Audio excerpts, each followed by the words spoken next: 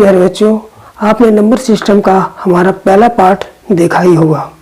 आज हम number system का दूसरा पार्ट लेकर आए हैं।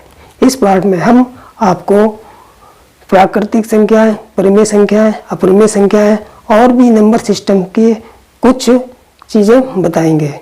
तो चलिए देर न करते हुए वीडियो शुरू करते हैं। मेरे प्यारे छात्रों, प्राकृतिक संख्याओं को जानने से पहले हम पूर्णांक को एक बार फिर से रिवाइज कर लेते हैं, जो हमने पिछली वीडियो में आप लोगों को पूर्णांक के बारे में पढ़ाया था। तो हमने पिछली वीडियो में आपको बताया था कि पूर्णांक क्या होते हैं। तो हम पूर्णांक को हमने 3 पार्टों में डिवाइड करके आपको समझाया था। पहला जीरो के लेफ्ट साइड में ऋणात्मक संख्याएं -1, -2, -3, -4 और इन्फिनिटी तक, और जीरो के राइट साइड में धनात्मक संख्याएं 1, 2, 3, 4 और आगे इन्फिनिटी। तो मेरे प्यारे छात्रों, जीरो के जो लेफ्ट साइड में है वो ऋणात्मक संख्याएं,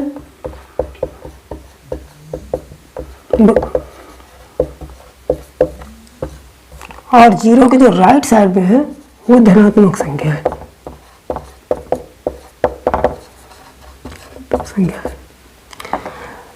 तो हम जानते हैं कि प्राकृतिक संख्याएं कौन सी होती हैं। प्राकृतिक संख्याएं यानी कि नेचुरल नंबर,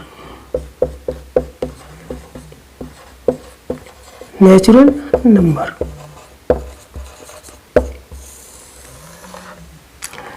तो मेरे प्यारे दोस्तों, पूर्णांक में जो धनात्मक संख्याएं होती है यही प्राकृतिक संख्याएं होती है। पूर्णांक में जो धनात्मक संख्याएं होती हैं यही प्राकृतिक संख्याएं होती हैं, और यही संख्याएं वस्तुओं को गिनने के भी काम में आती हैं। तो पूर्णांक में सभी धनात्मक संख्याएं, सभी धनात्मक संख्याएं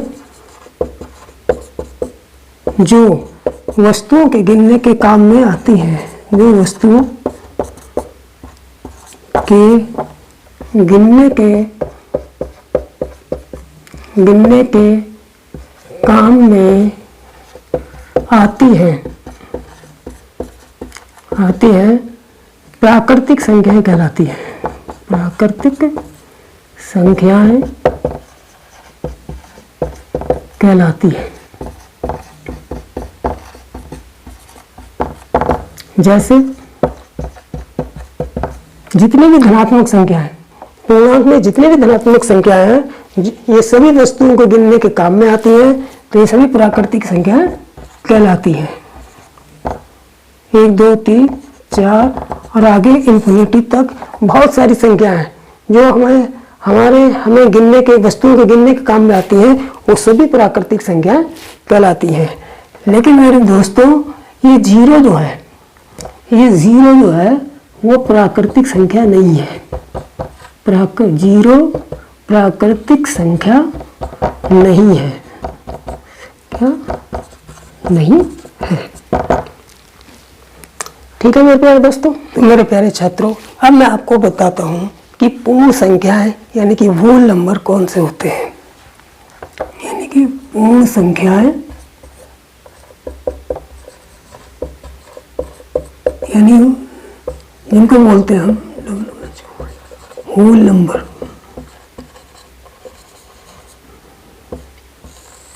अरे दोस्तों, धनात्मक संख्याएं जो कहते थी वो प्राकृतिक संख्याएं कहलाती हैं। लेकिन इन धनात्मक संख्याओं में अगर हम जीरो को भी शामिल कर लें, इन धनात्मक संख्याओं में हम अगर जीरो को भी शामिल कर लें, इस जीरो को भी शामिल कर लें हम धनात्मक संख्याओं में, तो ये पूर्ण संख्याएं यानी कि होल नंबर कहलाती हैं। 0, 1, 2, 3, 4 ये पूरा सेट जो है, जीरो और प्राकृतिक संख्याओं का पूरा सेट जो है वो पूर्ण संख्याएं कहलाता है। पूर्ण संख्याएं कहलाता है। यानी कि धनात्मक संख्याओं में, प्राकृतिक संख्याओं में जब हम जीरो को भी शामिल कर लेते हैं तो ये पूरा सेट जो है पूर्ण संख्याएं यानी कि वो नंबर कहलाता है। अब मैं आपको बताता हूं परफेक्ट नंबर, संपूर्ण संख्या। संपूर्ण संख्या यानी परफेक्ट नंबर, परफेक्ट नंबर।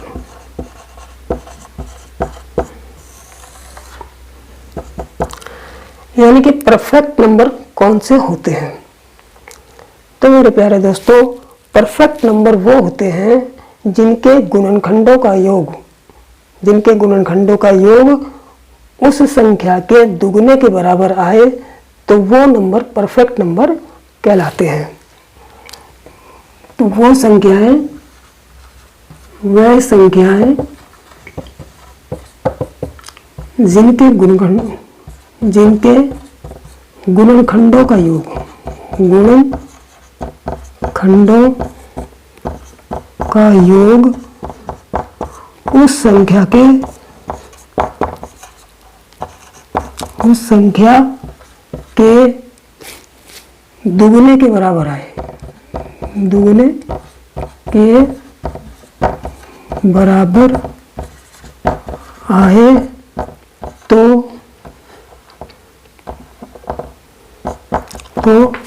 वह संख्या संपूर्ण संख्या कहलाती है। संपूर्ण संख्या कहलाती है।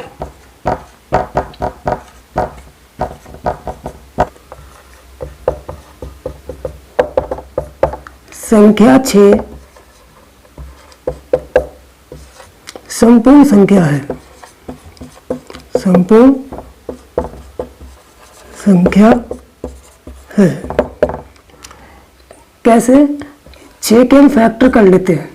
देखिए, किसी संख्या के गुणनखंड क्या होते हैं? किसी संख्या के गुणनखंड वो संख्याएं होती हैं जो उस संख्या को पूरा पूरा डिवाइड करती है। तो यहाँ पर संख्या 6 के गुणनखंड कौन कौन से हो जाएंगे? 1, क्योंकि 1 6 को पूरा पूरा डिवाइड करेगा। 2 भी 6 को पूरा पूरा डिवाइड करेगा। 3 भी 6 को पूरा पूरा डिवाइड करेगा। और स्वयं 6 भी 6 को पूरा पूरा डिवाइड करेगा। अब इनका योग करेंगे, इनका योग कितना आ जाएगा? 1 + 2 + 3 + 6 बराबर कितना आ जाएगा? 12। तो ये 12 जो है इस 6 का यानी कि इस संख्या का दुगना है। इसका मतलब ये है कि 6 जो है संपूर्ण संख्या है, क्योंकि 6 के गुणनखंडों का योग जो है वो 12 आया है जो उस संख्या का दुगना है। तो इसका मतलब ये हुआ कि वह संख्या जिनके गुणनखंडों का योग उस संख्या के दुगने के बराबर आता है तो वह संख्या जो है संपूर्ण संख्या यानी परफेक्ट नंबर कहलाती है। प्यारे छात्रों, एक हम और उदाहरण से समझते हैं। जैसे संख्या है 28। संख्या 28 ले लेते हैं।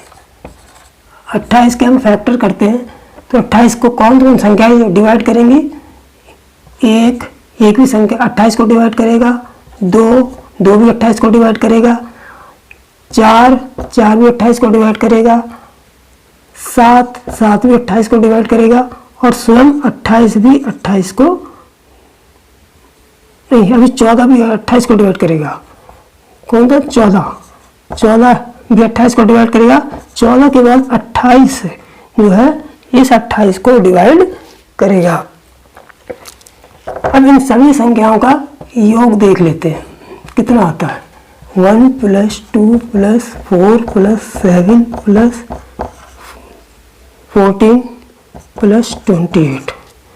देखिए 2 और 1 3, 4 7, 7 7 14, 14 14 28 और 28 28 56। यानी कि इस संख्या का योग भी 56 जो आया है वो इस संख्या 28 का दुगना है। इस संख्या 28 का दुगना है, इसलिए संख्या 28 भी परफेक्ट नंबर यानी कि संपूर्ण संख्या होगी।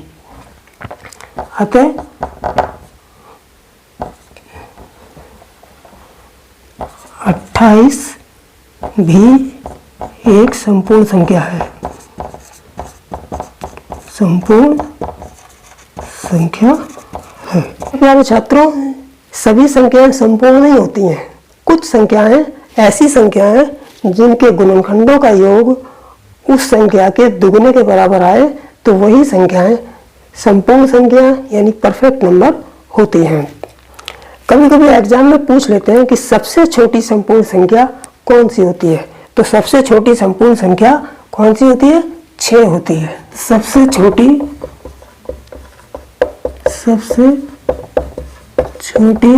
संपूर्ण संख्या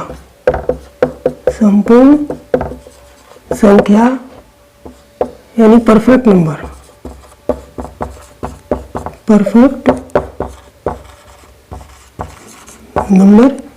6 होता है। ठीक है, कभी कभी एग्जाम में पूछ लेते हैं तो सबसे छोटी संपूर्ण संख्या परफेक्ट नंबर 6 होता है। मेरे प्यारे छात्रों, अब मैं आपको परिमेय संख्या के बारे में बताता हूँ। परिमेय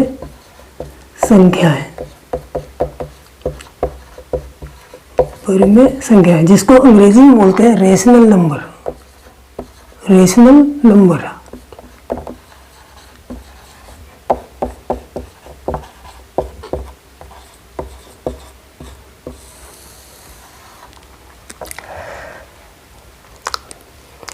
तो प्यारे छात्रों, परिमेय संख्याएं क्या होती हैं? परिमेय संख्या वो होती है जिन संख्याओं को हम p/q के रूप में लिख सकते हैं, यानी कि p/q के रूप में लिखी जाने वाली सभी संख्याएं जो होती हैं वो परिमेय संख्याएं होती हैं। तो वह संख्याएं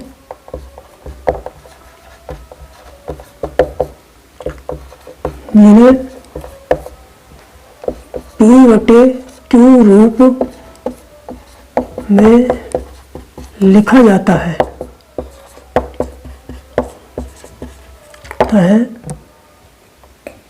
p/q रूप में लिखा जाता है, जबकि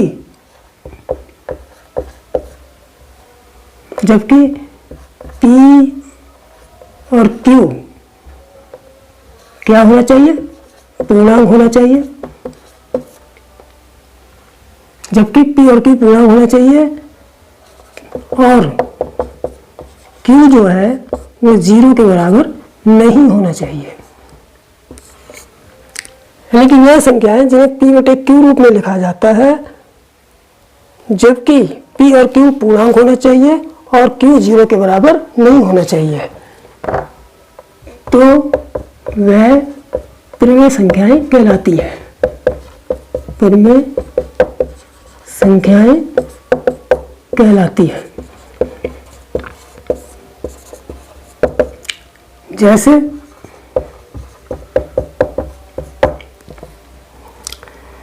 6/7, 5/4, 9/7, √25, 2/3। तो ये सभी संख्याएं जो हैं परिमेय संख्या है, क्योंकि ये p/q के रूप में है। p/q, यहाँ पर अपॉन में 1 ले सकते हो, तो p/q और फिर ये p/q। तो ये सभी संख्याएं जो हैं परिमेय संख्याएं हैं, क्योंकि इन्हें p/q के रूप में लिखा जा सकता है। अब ये √25/1 ये p/q के रूप में कैसे लिखे है? क्योंकि √25 का हम √5 निकाल लेते हैं, तो 5/1, तो ये p/q के रूप में हो गई। इसलिए √25 भी एक परिमेय संख्या है। इसका मतलब यह भी हुआ कि जिन संख्याओं का पूरा वर्गमूल निकाला जा सकता है तो वो भी परिमेय संख्याएं होती हैं। अब मेरे प्यारे छात्रों, हम ये जानेंगे कि क्या 0/5 परिमेय संख्या है? क्या 0/5 परिमेय संख्या है? तो बिल्कुल ये 0/5 परिमेय संख्या है। क्यों है? क्योंकि हमारी शर्त क्या थी? हमारी शर्त ये थी कि P और Q पूर्णांक होना चाहिए और Q जो है 0 के बराबर नहीं होना चाहिए। तो देखिए 0 क्या है, पूर्णांक है, तो इसका मतलब P पूर्णांक है, Q 5 है, 5 भी पूर्णांक है, तो इसका मतलब P ये वाली शर्त पूरी हो गई। और Q not equal to 0, Q भी 0 नहीं है, इसलिए 0/5 जो है ये परिमेय संख्या है, इसलिए 0/5 परिमेय संख्या है। अब 7/0 क्या परिमेय संख्या है?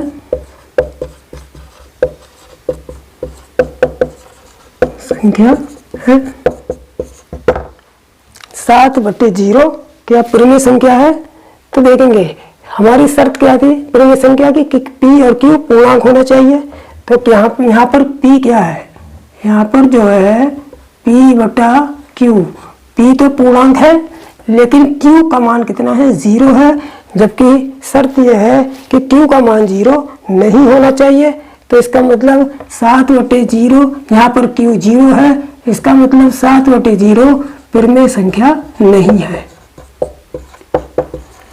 परिमेय संख्या नहीं होगी।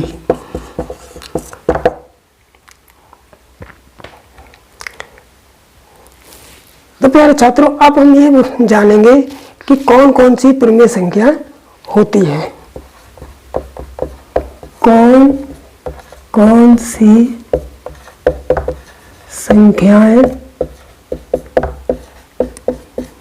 परिमेय संख्याएं होती है।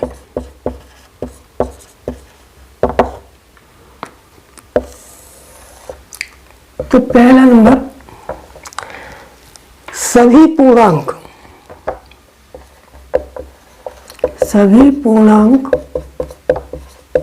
यानी कि इंटीग्रल्स, सभी पूर्णांक यानी कि इंटीग्रल्स परिमेय संख्याएं होते हैं, परिमेय संख्याएं होते हैं। जैसे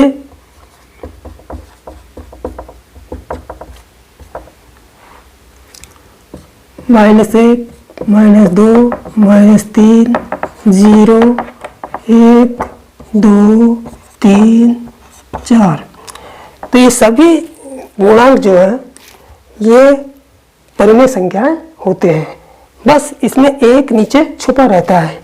जैसे -1/1 कर सकते हैं इसको, -2/1 कर सकते हैं, तो -3/1 कर सकते हैं, 0/1 लिख सकते हैं, 1/1 हो गया, 2/1 हो गया, 3/1 हो गया और 4/1।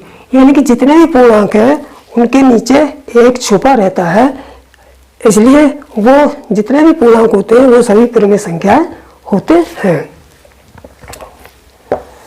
ठीक है। नंबर 2,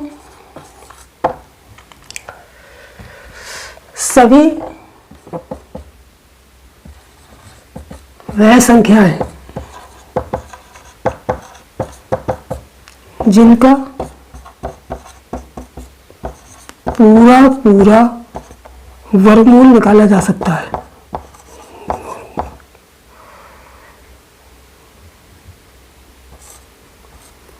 वर्गमूल निकाला जा सकता है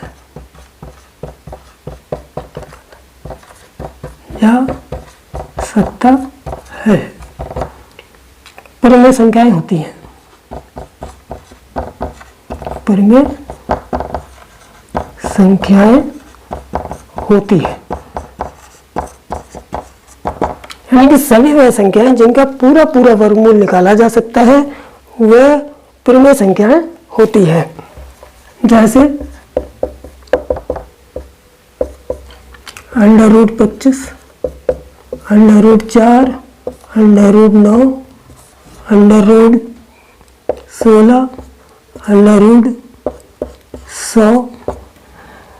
तो देखिए इन सभी संख्याओं का पूरा वर्गमूल निकाला जा सकता है, इसलिए ये परिमेय संख्याएं हैं क्योंकि इन्हें p बटे के रूप में लिखा जा सकता है। जैसे अगर हम रूट 25 को ले लें तो 25 का वर्गमूल कितना हो जाएगा, 5 हो जाएगा, और 5 नीचे 1 लिखकर ये p बटे के रूप में हो गई। इसी प्रकार अंडर रूट 4 का वर्गमूल कितना हो जाएगा, 2 हो जाएगा, 2 के नीचे 1 लिख के ये भी p बटे के रूप में हो गई। इसी प्रकार अंडर रूट 16 का पूरा वर्गमूल कितना हो जाएगा, 4 आ जाएगा, 4 के नीचे 1 लिख देंगे तो ये भी p बटे के रूप में हो गई। तो इस प्रकार जितनी भी संख्याएं हैं जिनका पूरा वर्गमूल निकाला जा सकता है तो वो सभी परिमेय संख्याएं होती हैं। अब नंबर 3 पर है सभी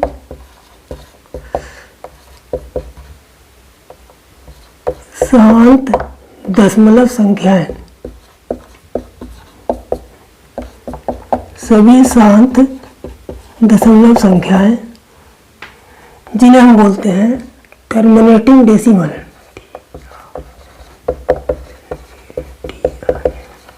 टर्मिनेटिंग डेसिमल परिमेय संख्याएं होती है। परिमेय संख्याएं होती है,